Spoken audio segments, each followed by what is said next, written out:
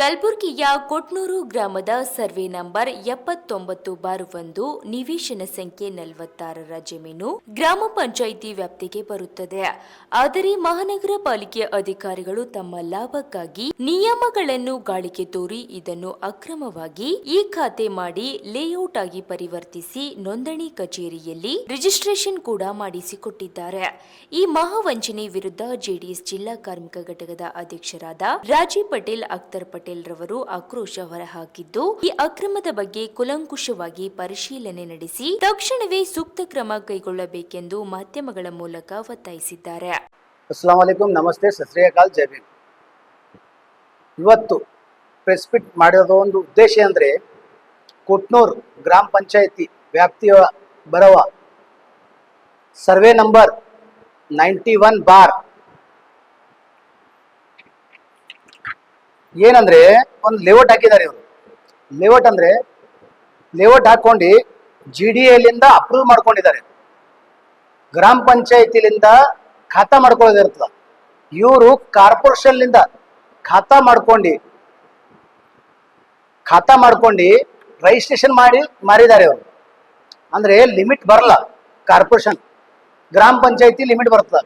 ಇವರು ಫೇಕ್ ಖಾತಾಗಳು ರೆಡಿ ಮಾಡಿ ಲೇಔಟ್ ಡೆವಲಪ್ ಮಾಡ್ಕೊಂಡು ರಿಜಿಸ್ಟ್ರೇಷನ್ ಮಾಡ್ತಾ ಇದ್ದಾರೆ. ಪ್ಲಸ್ ಕಾರ್ಪೊರೇಷನ್ದವರು ಕೊಡಬಾರ್ದು, ಕೊಟ್ಟಿದ್ದಾರೆ, ಬರಲ್ಲ ಅವ್ರ ಲಿಮಿಟಿಗೆ, ಮತ್ತು ರಿಜಿಸ್ಟ್ರೇಷನ್ ಆಗಿದೆ. ಪ್ಲಸ್ ಇದ್ರ ಮ್ಯಾಗ ತನಿಖೆ ಆಗಬೇಕು. ತಕ್ಷಣ ಅಧಿಕಾರಿಗಳಿಗೆ ಯಾರ್ಯಾರು ಇದ್ರೊಳಗೆ ಶಾಮೀಲಿದ್ದಾರೆ ಅಷ್ಟು ಮಂದಿಗೆ ಸಸ್ಪೆಂಡ್ ಮಾಡಬೇಕು. ಪ್ಲಸ್ ರಿಜಿಸ್ಟ್ರೇಷನ್ ಯಾರು ಮಾಡಿದ್ದಾರೆ ಅವ್ರ ಮ್ಯಾಗ ಬಿ ತನಿಖೆ ಆಗಬೇಕು.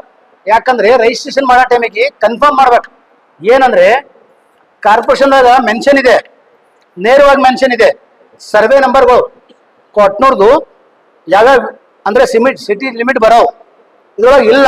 ಅದು ಬಿ ತಕೊಂಡಿನಿ ನಾನು ಡೀಟೇಲ್, ಅಷ್ಟು ಡೀಟೇಲ್ ತಕೊಂಡಿನಿ. ಉಷಾ ರಾಣಿ, ಅರುಣ್ ಕುಮಾರ್ ಪಾಟೀಲ್ ಇವ್ರ ಹೆಸರು ಮ್ಯಾಗ GD ಅಪ್ರೂವ್ ಮಾಡ್ಕೊಂಡು ಇವ್ರು ಮಾರ್ತಾ ಇದ್ದಾರೆ.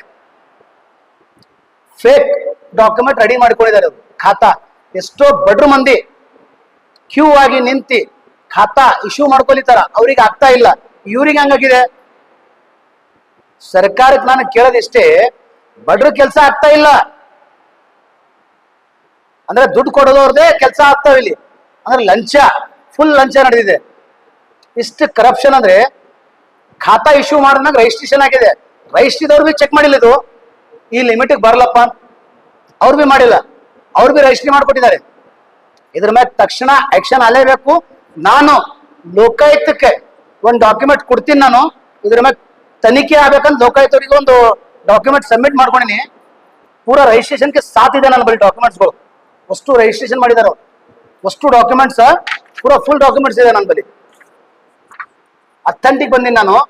ಇವರು ಇಶ್ಯೂ ಹೆಂಗ್ ಮಾಡ್ತಾರ ಅದ್ರ ಸಲಕ್ಕೆ ನಾನು ಲೋಕಾಯುಕ್ತಕ್ಕೆ ಮನವಿ ಮಾಡ್ತೀನಿ. ಇದ್ರ ಮೇಲೆ ತಕ್ಷಣ ಎನ್ಕ್ವೈರಿ ಮಾಡ್ಬೇಕು ನೀವು. ಯಾಕಂದ್ರೆ ಯಾರ್ಯಾರು ಇದ್ರೊಳಗೆ ಹಗರಣ ತೆಗಿದ್ದಾರೆ ಅಷ್ಟು ಮಂದಿಗೆ FIR ಮಾಡಬೇಕು, ತಕ್ಷಣ ಅರೆಸ್ಟ್ ಮಾಡಬೇಕು. ಇಂಥವು ಸುಮಾರು ಲೇಔಟ್ ಆಗಿದೆ, ಬಟ್ ಅದು ಹಗರಣ ಬರ್ತಾ ಇಲ್ಲ.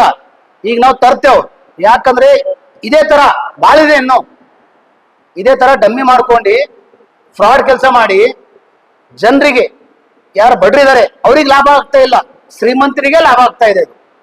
ಇದ್ರ ಮೇಲೆ ಆಕ್ಷನ್ ಆಗಿಲ್ಲ ಅಂದ್ರೆ ಒಂದು ಉಗ್ರವಾದ ನಮ್ಮ JDS ಪಾರ್ಟಿ ವತಿಯಿಂದ ಒಂದು ಹೋರಾಟವನ್ನು ಮಾಡ್ತೇವೆ. ಯಾಕಂದ್ರೆ ಹೊರಗಡೆ ತರದು ನಮ್ಮ ಉದ್ದೇಶ ಇದೆ, ಬಡ್ರಿಗೆ ಅನುಕೂಲ ಆಗ್ಬೇಕು, ಶ್ರೀಮಂತಿಗಿಲ್ಲ, ಬಡ್ರಿಗೆ ಅಷ್ಟೇ ಅನುಕೂಲ ಆಗ್ಬೇಕು. ನೀವು ಕೊಡ್ತಾ ಇದ್ರಲ್ಲ, ಬಡ್ರಿಗೆ ಕೊಡ್ರಿ.